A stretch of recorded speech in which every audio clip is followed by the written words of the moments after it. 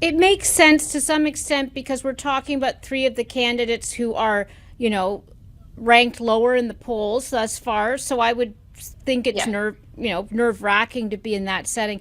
One person I'm really curious about is the one woman up there, former governor, former Yeah. ambassador as well, Nikki Haley. How do you think she did? Because I'm curious too if what effective communication in a woman is different than in a man in terms of how we perceive it. So I think she did a really good job at controlling her nerves. You could see the nerves in her mouth. There was a lot of tension here in the sides of her mouth. They were very, very tight, particularly at the beginning, but she maintained really good control. Her voice rarely faltered the whole way through.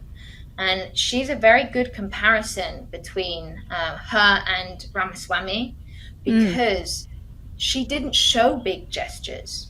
Her gestures were very controlled, but she was very comfortable in her space. She didn't keep her limbs too close to her body. She used a lot of gestures, and they were very consistent with what she was saying as well. They complemented her verbals very nicely.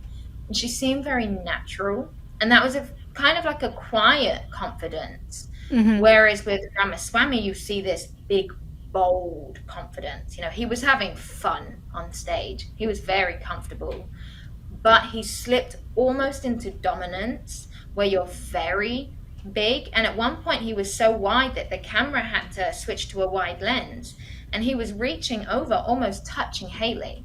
Now, she Mm. didn't falter then as well. She didn't pull herself back. She stayed very calm, very collected in her space. And I think her confidence felt more natural because it didn't feel almost theatrical. She was just very comfortable moving around in her own space almost. When I teach confidence, I say, imagine you're moving through water. Mm. Imagine you're being very smooth. And that's how her gestures felt to me. And what else stood out about her behavior, which was really nice, was she did really good, head nods along with what she was saying. She did a lot of head tilts as well, particularly when she was talking about issues she felt strongly on. And we love a head tilt Do we? because it Why do we love a exposes. head tilt? Why do we love So a a head head tilt? tilt, it's a She sign of says, tilting her vulnerability. head. Yeah. So when we expose a part of our neck, it shows that we're vulnerable. So if we go back in our evolutionary history, there is a threat.